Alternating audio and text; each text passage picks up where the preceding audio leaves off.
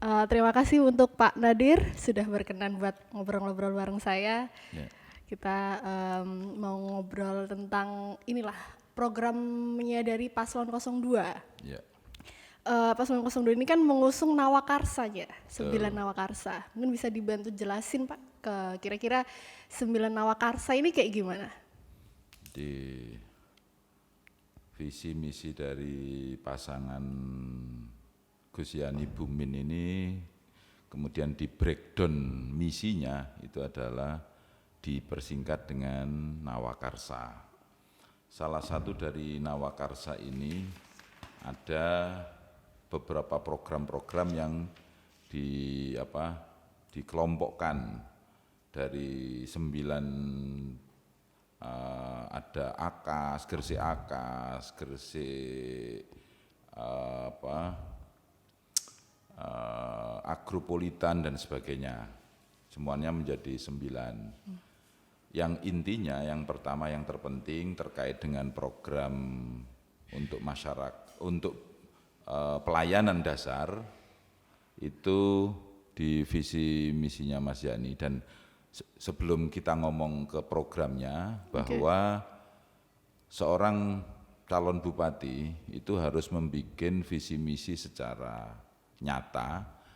Kenapa begitu? Karena visi misi inilah yang kemudian nanti kalau terpilih maka menjadi modal dasar untuk perumusan keputusan program 5 tahun yang disebut diistilahkan RPJMD, Rencana Pembangunan Jangka Menengah Daerah. Ya.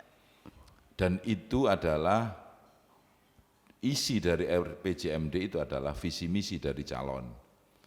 Kalau kemudian ada calon yang menyampaikan programnya di luar visi misi, itu hanya sekedar janji politik. Yang saya yakin bahwa kalau janji politik dia tidak terlalu punya beban harus melaksanakan karena memang itu tidak mewujud di dalam RPJMD lah.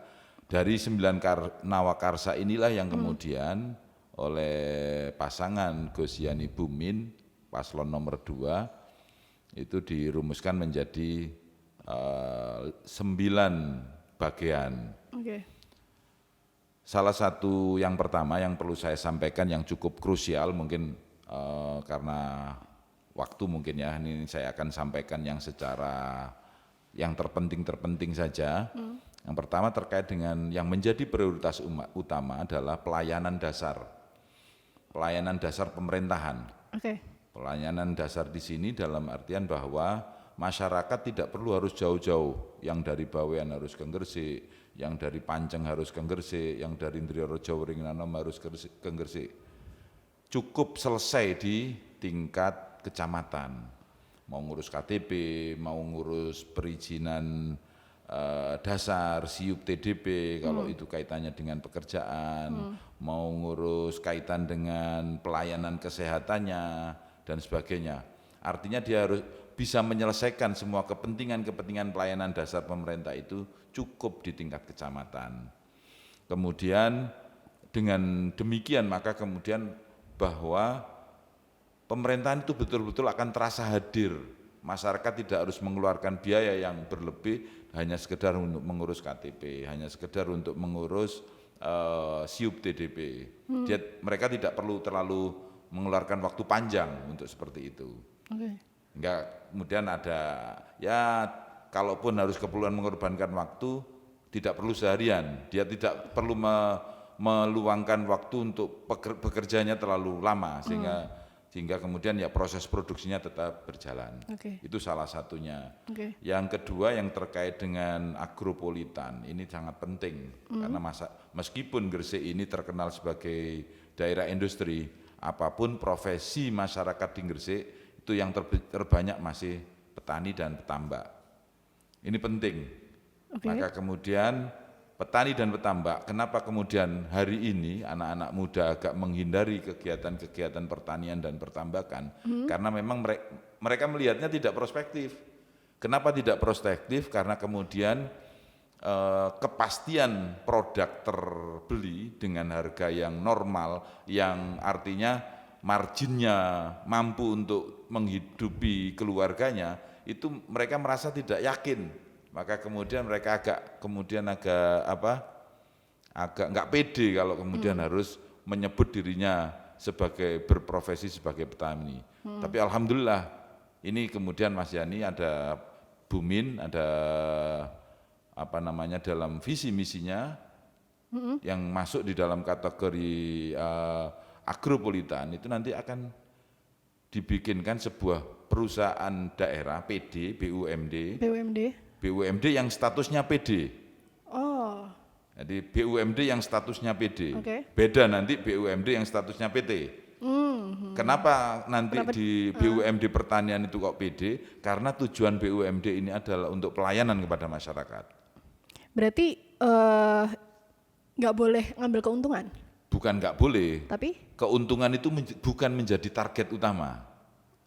Tapi kan perusahaan itu harus sustainable, harus Ya, berkelanjutan. harus ada keuntungan tetapi bukan target utama yang menjadi target keuntungannya. Artinya bahwa keberlanjutan dari sebuah perusahaan daerah BUMD-nya pertanian itu tetap harus berjalan tanpa harus terlalu mengganggu APBD. Tetapi dia tidak, tujuannya PD BUMD pertanian itu nanti adalah melayani masyarakat petani dan petambak, juga peternak untuk bergerak. Itu target utamanya. Membantu pemerintah untuk melayani profesi petani, petambak, nelayan untuk berusaha dengan baik. Nah, makanya kemudian ini statusnya harus PD. Karena memang tujuannya perusahaan daerah itu adalah membantu pemerintah untuk melayani petani, untuk melayani masyarakat. Kalau itu PD pertanian, maka kemudian perusahaan ini adalah tujuannya untuk melayani para petani, petambak, nelayan, dan peternak. Beda nanti kalau kemudian PT memang itu di targetnya adalah keuntungan. Karena ini fungsinya adalah pelayanan, maka kemudian adalah pelayanan. Lah, dengan PD itu, di samping nanti perusahaan ini akan menstabilkan margin petani, margin petani, juga harus membantu petani untuk menyediakan sarana produksinya. Semisal kalau pupuk untuk pertanian tanaman pangan, juga mungkin untuk petambak butuh pupuk. Maka kemudian di sini PD punya tugas untuk melayani itu, untuk menjaga ketersediaannya itu. Menjaga ketersediaannya. Ini fungsi PD ini tadi, membantu pemerintah, tetapi dia juga tetap harus mampu menghidupi organisasi perusahaannya. Artinya kalaupun ada untung, ya untung hanya sekedar untuk operasional perusahaan, tidak untung untuk margin yang kemudian disetor kepada daerah. Berarti tidak harus untuk menghasilkan keuntungan yang besar lalu diserahkan ke daerah. Pemerintah? Oh enggak, itu tujuannya PD. Maka kemudian hari ini kalau saya boleh kritik, PDAM itu PD, tetapi kemudian dia ngejar keuntungan, salah. PDAM itu sebagai perusahaan daerah, maka kemudian mestinya targetnya dia adalah melayani masyarakat, membantu pemerintah dalam kepentingan air bersih. Tapi hari ini keliru, maka nanti kita luruskan. Menurut Bapak yang terjadi sekarang gimana? Karena bilang hari pelayanan yang menjadi target utamanya di PDAM itu tidak tercapai. Buktinya masih sering orang mengeluh. Yang pertama mengeluh tentang kualitas air. Yang kedua apalagi ini jaringan yang sudah terpasang saja sering mampet, sebagaimana terjadi di wilayah kota Kecamatan Gresik ini. Itu sering air PDAM tidak keluar air tapi bayar harus terus. Apalagi kemudian di daerah-daerah yang memang kekurangan sumber daya air, semacam di Nduduk, di Cerme, di Benjeng Balung Panggang, yang problem mestinya harus dilayani. Kalau di wilayah Manyar juga sebagian besar Manyar, itu ada kebutuhan air yang tidak memungkinkan mengambil air tanah, tapi juga tidak terpenuhi. Lah, ini problem yang mesti harus segera ditangani oleh pemerintah. Lah, kembali ke persoalan dakwah, apa tujuan PD? Tujuan PD itu adalah tujuannya membantu pemerintah untuk melayani masyarakatnya. Kalau PD yang rencana dibentuk oleh Gus Yani Bumin itu adalah PD perusahaan pertanian, maka kemudian target utamanya PD perusahaan BUMD pertanian ini adalah untuk membantu masyarakat, melayani masyarakat di sektor pertanian. Lah, kembali ke PDAM, mestinya ya melayani pemerintah kepada sektor ketersediaan air bersih. Ada lagi PD yang di Gresik masih ada PD BPR Bank Pasar. Ini tidak terjamin karena beberapa waktu yang lalu masih sangat tidak membantu kepada kepentingan masyarakat dengan bunga yang sangat malah di atas bank umum, meskipun prosesnya mungkin lebih gampang, tapi kan mestinya bukan ke sana karena statusnya dia Pak PD Bank Pasar ini adalah perusahaan daerah, mestinya cukup hanya sekedar menghidupi organisasinya saja. Selainnya adalah untuk pelayanan, bukan untuk margin kepada yang disetor kepada pemerintah. Ya tetap bahwa kemudian kalau dari operasionalnya kemudian dia bisa efisien dan kemudian masih untung, ya tetap harus disetor kepada masyarakat, tetapi setor kepada pemerintah. Tapi setornya sebetulnya tidak perlu harus dilaporkan, tapi diambil kembali untuk kemudian menambah modal di BPR itu sehingga kemudian bisa lebih melayani kepada masyarakat yang lebih luas. Itu kaitan dengan PD Bank Pasar BPR. Kalau PDAM ya juga demikian mestinya. Kalau mereka ada margin, mestinya nggak perlu kemudian harus disetor kepada pemerintah. Yang penting ada acuan laporan kepada pemerintah sebagai pemilik sahamnya, dilaporkan bahwa ada keuntungan sekian, dan kemudian diajukan program, oh ya keuntungan ini maka kemudian harus dialokasikan untuk membangun jaringan lebih panjang lagi, atau paling tidak menjamin suplai air yang lebih kontinu sehingga kemudian bisa memenuhi kebutuhan air yang jaringan yang sudah ada. Syukur-syukur kalau kemudian nambah jaringan lagi sehingga bisa mampu melayani masyarakat secara lebih banyak. Selanjutnya mungkin, atau itu tadi yang terkait dengan perusahaan PD salah satu program dari Agropolitan di visi misinya Gus Yani Bumin. Jadi ketersediaan pupuk, ke margin usaha pertanian, peternakan, perikanan, dan nelayan itu terjamin, maka kemudian dibentuk PD ini, dan ini semua mungkul sebetulnya. Agropolitan itu akan mampu berjalan dengan maksimal dibantu oleh PD BUMD pertanian tadi. Itu yang salah satunya. Yang kemudian terkait dengan UMKM. UMKM di sini ada salah satu visi misinya Gus Yani Bumin.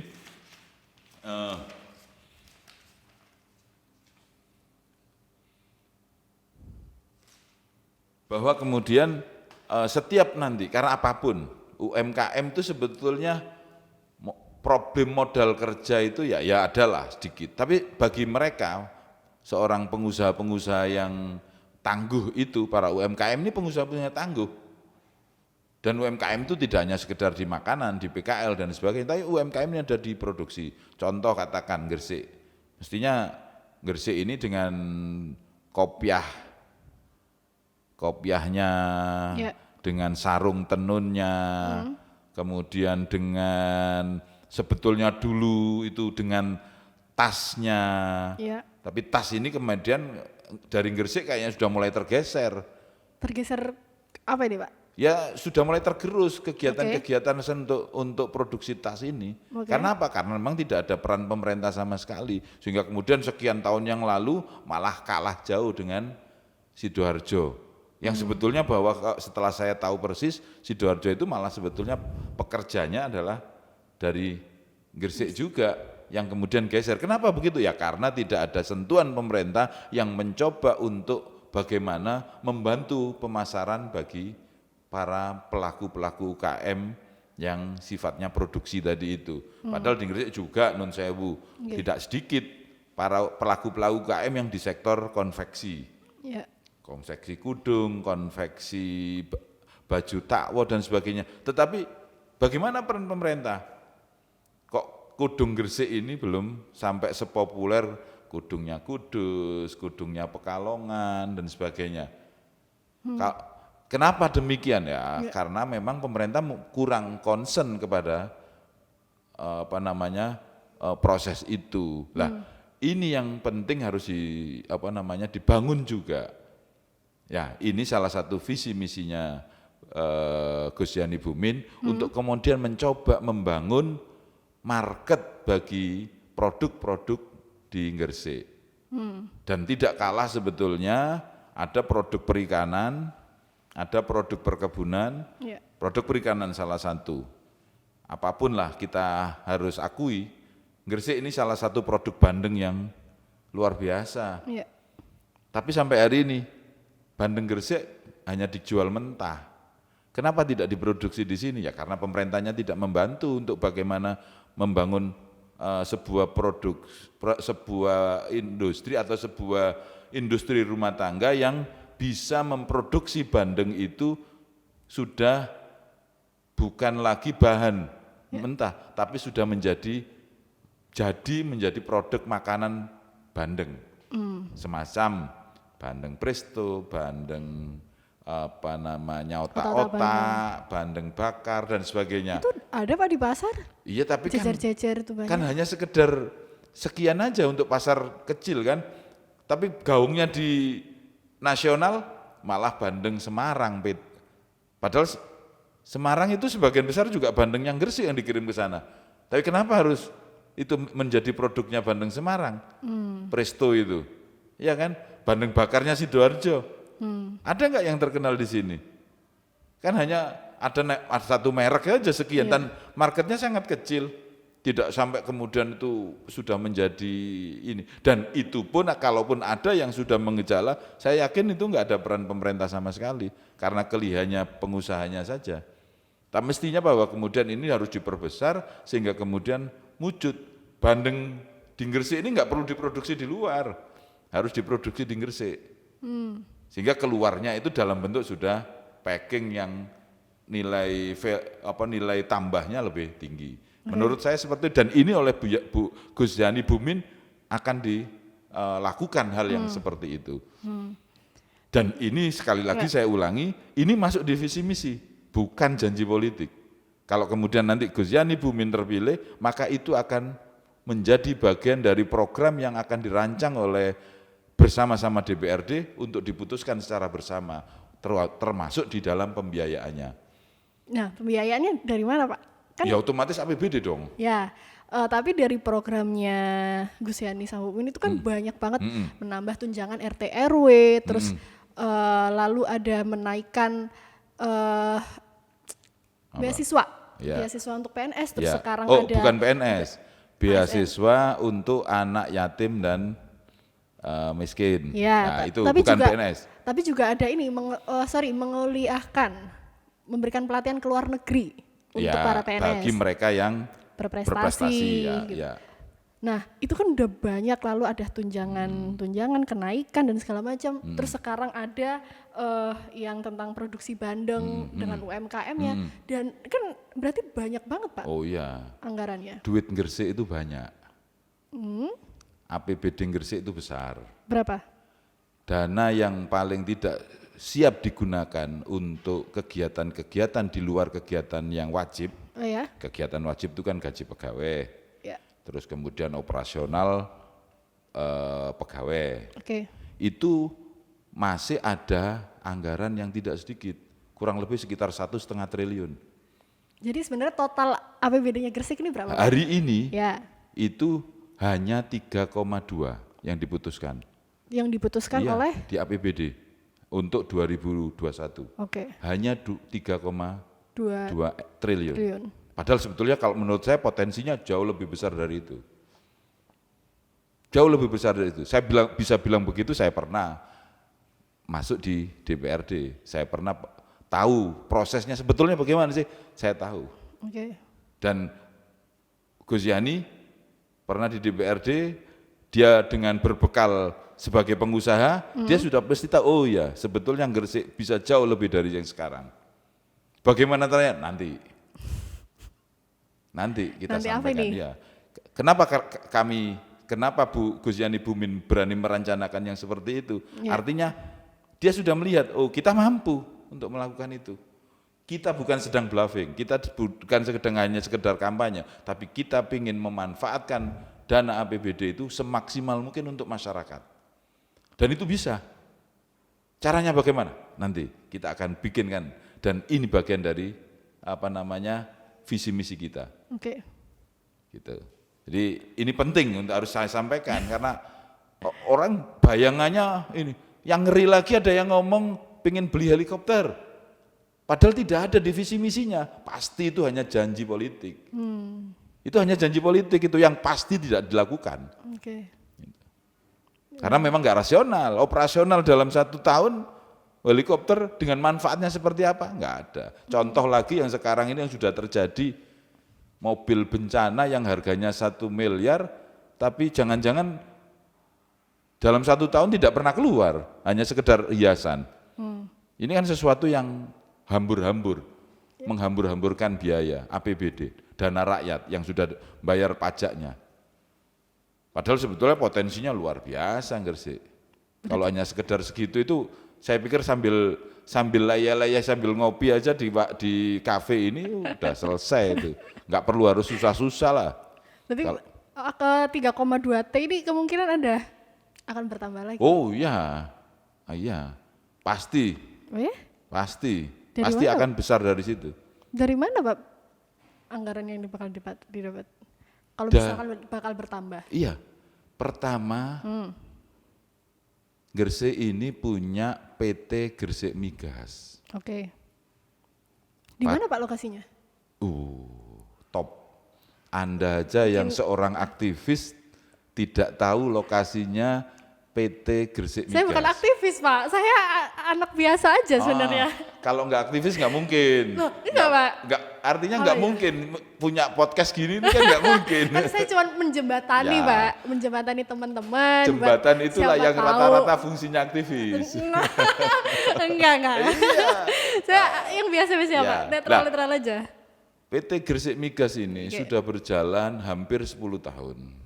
Mungkin bisa dikasih tahu ke teman-teman Pak, Ya, lokasinya di mana. harus tak kasih tahu lah. Oh ya, oke. Anda yang aktivis aja nggak tahu, Enggak, apalagi Pak, yang lain kan itu. Enggak harus. Ngeri kalau begini Harus nih ngeri. dianulir. Ngeri Saya nih. bukan Ngeri. aktivis. Berarti betul-betul ngeri. Padahal Gimana? Gresik ini punya perusahaan yang namanya Gresik Migas. Oke. PT ini, bukan PD. Ya. Artinya apa kalau PT? Targetnya adalah keuntungan. Kenapa kok PT Gresik Migas kok targetnya keuntungan? Karena memang dia tidak bersentuhan langsung dengan keperluan masyarakat. Iya. Maka kemudian PT Gresik Migas ini harus mengambil keuntungan yang sebesar-besarnya. Ya. Dan kebetulan kenapa kok saya tahu juga sejak awal prosesnya? Karena saya yang ngedok PT BUMD Gresik Migas ini. Waktu itu saya merancang berdirinya, ikut terlibat. Mestinya targetnya seperti apa dan sebagainya seperti apa. Padahal kebutuhan gas di Gresik, industri-industri yang ada di Gresik, yang ratusan itu, rata-rata mereka butuh gas. Tapi kok PT Gresik Migasnya dikenal orang aktivis saja nggak kenal. Ngeri kalau begini kan. Apalagi apa yang keuntungannya? Saya nggak menangkap ada manfaat yang ini. Tapi padahal sebetulnya PT Gresik Migas ini luar biasa.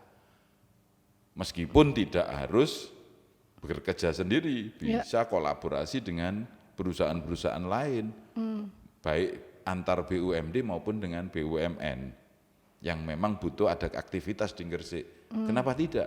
Ya. Dan itu bagian dari sumber pendapatan Gresik tanpa harus menambah beban kepada masyarakat. Dan ini yang mesti harus dilakukan oleh pemerintahan.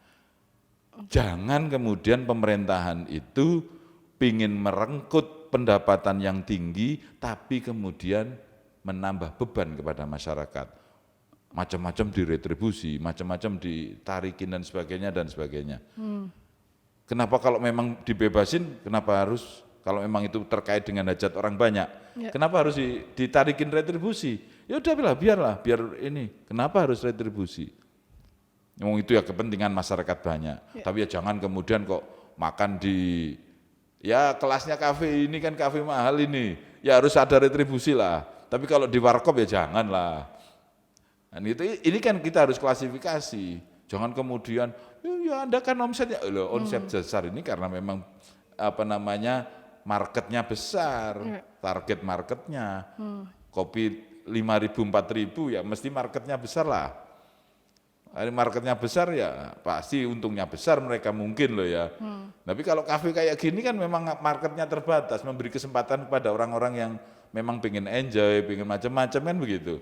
Maka ya harus dong mereka yang datang ke sini bayar retribusi, bayar pajak kan begitu. Tapi kalau yang mampunya beli kopi hanya 5.000, 4.000 ya jangan dong. Dan pemerintahan Gus Yani Buming tidak akan melakukan itu. Dalam rangka hanya sekedar pingin pendapatannya kelihatan gede. Enggak, tapi kelihatan pendapatan itu memang harus besar, tapi pada sisi bisnis yang dilakukan oleh PT-PT BUMD-nya. Salah satunya adalah dari Gresik Migas. Ini yang terpenting ini. Bagaimana itu? Wah, kalau kaitan dengan cara mendapatkan salah satunya itu. Yang lainnya banyak hal, efisiensi juga salah satunya. Efisiensi apa yang diefisiensi?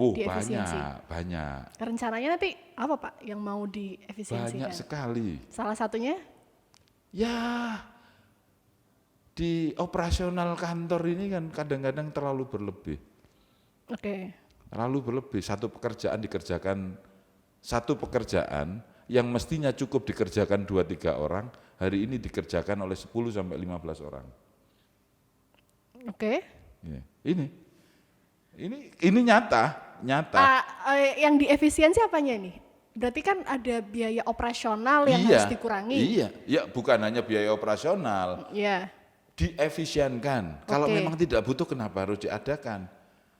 Berarti bakalan menyangkut dengan PNS, ASN? Enggak lah, kan PNS itu kan nggak bisa memberhentikan di tengah jalan kan nggak bisa. Nggak boleh juga. Tapi paling tidak mengefisienkan. Ada satu tempat yang mestinya butuh pekerjaan banyak malah tidak pekerjaannya malah sedikit. Tapi ada yang pekerjaannya sebetulnya itu tadi yang banyak sedikit pekerjaannya malah yang ngerubutin banyak. Dikerjakan rame-rame. Habis gitu lembur lagi. Satu pekerjaan yang mestinya bisa dikerjakan oleh 2-3 orang, dikerjakan 15 orang, lembur lagi. Luar biasa itu. Dan itu terjadi itu. Terjadi di Gresik ini. Saya tahu. Contohnya apa ya, yang paling kelihatan? Salah satunya lah, artinya bahwa pekerjaan-pekerjaan kaitan dengan perencanaan. Sebetulnya kan bisa dikerjakan sedikit orang. Perencanaan itu. Bahwa infonya kan sudah dari dinas-dinas yang lain. Tinggal ngolah aja. Tapi karyanya masih banyak. Ini perencanaan ini di tingkat apa, Pak? Di tingkat OPD, baik di SKPD, di dinas, maupun di tingkat kabupatennya, artinya pusat sentralnya di Bapeda. Kalau memang perencanaan sedikit, kenapa harus banyak orang? Ngajar, di Mbawean sana lah mestinya yang diperbanyak. Guru-guru sekolah-sekolahnya yang meskipun muridnya kecil, tetapi karena memang daerahnya terminal harus ada sekolahan, ya harus ditambah di sana dong, geser dong ke sana. Kalau misalkan biasanya kan perencanaan memang ada banyak kepala, banyak versi, berarti kan perencanaan bisa lebih matang. Malah tambah ribut. Oh gitu. Iya, perencana itu mestinya dia yang memahami visi misi yang sudah menjadi RPJMD, yang kemudian dia yang menerjemahkannya dan merencanakan butuh masukan info dari OPD-OPD yang lain, baru direncanakan. Kalau kebanyakan ya malah tambah pusing. Bukan hanya pusing, tambah tidak pernah terencana. Wacana aja nih. Iya, tidak pernah terencana akhirnya. Itu yang dan hari ini terjadi. Sebuah keputusan yang kemarin dibikin, 2 hari kemudian dihilangkan, diralat. Iya. Kemarin 2 hari yang lalu, katakan hari ini Sabtu. Iya, Kamis. Kamis. Iya. Meskipun ini saya tidak persoalan hari libur dan tidak hari libur ya. Ya. Ini hanya persoalan waktu saja. Kebetulan hari ini Sabtu kan. Ya. Hari ini Sabtu, makanya saya ngomong Kamis. Dia muncul sebuah anjuran, surat. Ya, oke. Silakan ngopi di warung sinilah gitu kan. Karena enak kan gitu kan. Salah satu contohnya. Ya. Sabtu, jangan ngopi di situ. Karena di situ itu nanti kamu akan tidak diperbolehkan. Karena kenapa kok tidak boleh? Karena ABCD kan gitu.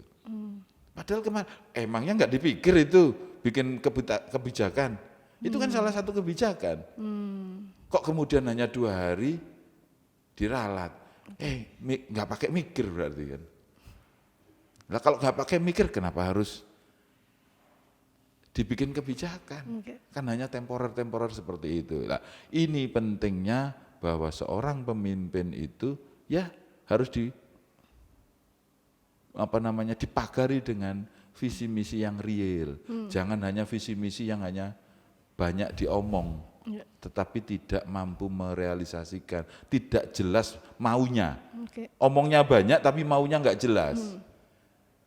Nggak usah ngomong lah. Yang penting ditunjukkan saya mau ke utara lewat jalan Dr. Sutomo. Sudah jelas ini. Berarti ke utara berarti ini arahnya kayaknya paling tidak kalau dari Dr. Sutomo ke utara berarti mau ke Proliman Petro atau ke pasar Gresik kan begitu. Jelas tujuannya itu sudah. Nggak mungkin kalau ke utara kok kemudian mau ke GKB, ini orang gila ini kali. Mau ke GKB kok ke utara. Orang gila berarti dia. Apa Pak contoh nyata real kebijakannya yang mau diwacana, udah keluar, perencanaan udah keluar terus tahu-tahu diralat. Kaitannya tentang apa nih? Di bidang apa gitu? Jadi gini, pelayan apa gitu kan? Kan kita ngambang-ngambang contoh kebijakannya yang gimana? Contoh yang terdekat saja ya. Contoh yang terdekat. Contoh yang terdekat ini Bupati beberapa waktu yang lalu itu bikin instruksi untuk kabupaten lantai 4 di kantor kabupaten itu dibikin nonton bersama debat pilkada. Debat yang kedua. Yang pertama. Yang pertama. Dibikin surat oleh Sekda, PLT Sekda. Ditujukan kepada seluruh OPD PPNS untuk dianjurkan mendikin, sehingga kemudian muncul lagi surat lanjutannya kepada camat-camat untuk membuat nobar di masing-masing kantor kecamatannya. Ya tidak baku lama sebelum menjelang nobar kurang mungkin 2 hari 3 hari kayaknya nggak sampai diralat karena ada kemudian rame. Ini kan fasilitas pemerintah. Kok kenapa harus diikut urusan politik, itu kan privat. Sudahlah PNS jangan diikutkan seperti itu, kan rame. Baru kemudian dibatalkan surat itu. Membikin PLT Sekda diperintahkannya untuk dibatalkan, tidak diperbolehkan membikin kaitan. Emang nggak pakai mikir itu. Ini sesuatu yang contoh sederhana yang imbasnya sih nggak terlalu dalam. Dan kalau hanya yang sederhana aja seperti itu, jangan-jangan yang lain-lain juga seperti itu. Itu kan bupatinya Pak. Terus? Kan yang lagi mencalonkan kan beda lagi. Wakil itu dengan bupati itu suami istri. Kalau ngomong di keluarga. Suami istri, suami mau keluar pamit dulu lah kalau menjadi suami yang baik, apalagi istrinya. Karena sebetulnya prinsip bupati wakil bupati itu adalah satu, orang melihatnya oh iya si suami ini istrinya ini seperti itu gambarannya. Kalau ngomong ales, wah parah kalau begitu. Kayak udah ngobrolnya panjang banget Pak. Mungkin terakhir kira-kira kenapa orang-orang Gresik ini harus milih 02? Jadi gini, Gus Yani Bumin ini bahwa secara gambaran politik dia orang yang baru datang di birokrasi. Tetapi politik itu bukan sesuatu yang hanya birokrasi. Politik itu sesuatu yang dia didasari oleh niatan-niatan. Oh, bahwa birokrasi itu hanya sekedar sarana seorang pemimpin untuk membantu melaksanakan niatan-niatan itu tadi. Ya. Nah, di sini maka kemudian Gus Yani Bumin punya niatan-niatan untuk memaksimalkan sumber daya yang ada di Gresik, juga termasuk sumber daya manusia dan sumber daya alamnya yang ada di Gresik ini untuk kebaikan dan keadilan bagi masyarakat di Kabupaten Gresik. Oke. Kenapa begini? Oke, infonya bahwa kemudian dan saya tahu sendiri PDRB Gresik itu tinggi, tapi kemiskinan juga tinggi. Logikanya kalau PDRB tinggi maka mestinya kemiskinan ini mestinya kemiskinan itu adalah menurun. Tapi kenyataannya PDRB-nya tinggi, tapi kemudian kemiskinan juga masih tetap tinggi. Kenapa demikian? Karena tidak adanya keadilan dalam distribusi pendapatan. Lah, ini yang menjadi konsennya Gus Yani Bumin, sehingga kemudian masyarakat bisa merasakan proses pertumbuhan ekonomi yang di Gresik ini dengan sebaik-baiknya. Oke. Salah satu tujuannya itu. Oke. Itu yang dan itu tujuan yang terpenting. Orang tidak akan bisa beribadah dengan baik kalau dia pendapatannya harus berpikir, oh iya sembahyang gak iso khusyuk. Nek kono aduh weteng kulo rek. Puasa, Pak. Puasa itu kan ada bukanya. Kalau kemudian yang untuk bukanya aja nggak ada, malah dia nggak punya hak, nggak punya kewajiban puasa. Oke. Ya wajibnya harus kerja. Puasanya ya nanti kalau sudah inilah, sudah mampu. Itu. Apalagi itu puasa sunat. Kalau puasa wajib kan setahun hanya sebulan. Ya. Hanya 30 hari, 29 hari dari 356 hari. Oke. Itu. Ini yang terpenting bagi pasangan Gus Yani Bumin. Dan yang sekali lagi juga tidak kalah pentingnya, kenapa kemudian keadilan itu kurang terjadi di Gresik? Karena kesempatan kerja itu sangat minim bisa dinikmati oleh masyarakat Gresik, anak-anak Gresik. Kenapa demikian? Karena tidak ada perlindungan. DPRD Gresik ini sudah bikin perda cukup lama, usulan perda cukup lama untuk perlindungan tenaga kerja Gresik. Tapi oleh pemerintah sampai hari ini belum selesai dibahas. Padahal itu suratnya DPRD, inisiatif DPRD. Sejak kalau nggak salah 2018 itu. Tapi sampai hari ini tidak dimasukkan di menjadi bahasan prioritas oleh pemerintah karena sampai hari ini belum diwujudkan. Dan ini adalah salah satu bukti bahwa memang pemerintahan hari ini itu tidak berpikir tentang keadilan untuk masyarakatnya. Dan inilah yang menjadi keinginannya Gus Yani Bumin untuk bagaimana bahwa bahwa kemiskinan ya nggak bisa lah kita ngomong menghilangkan kemiskinan, tapi paling tidak keadilan. Yang orang miskin ya mesti harus ada yang nyantuni, yang kaya ini, dan inilah proses keadilan. Dan itu manajemennya adalah yang menjadi manajernya adalah pemerintah dengan berbagai halnya mulai dari pajak dan zakatnya. Saya pikir itu yang terpenting. Jadi Gus Yani Bumin ingin mewujudkan keadilan yang sama untuk semua masyarakat Gresik dengan proporsinya masing-masing. Gitu. Siap. Terima kasih Pak Nadir udah bersedia buat ngobrol-ngobrol, menarik banget tadi ada kita bahas soal anggaran perusahaan daerah. Ya. Next. Yang terpenting itu tadi, karena banyak orang yang salah paham bahwa dikiranya BUMD itu semuanya harus menghasilkan keuntungan untuk menjadi pendapatan daerah. Ini penting saya tegaskan bahwa PDAM itu PD, BPR Gresik itu PD. tujuan mereka didirikan adalah untuk membantu pemerintah melayani di sektornya masing-masing. Oke. Jangan melayani tetangga. Ya. Oke. Terima kasih. Terima kasih Pak Nadir Ya, buat oke. udah ngobrol-ngobrol.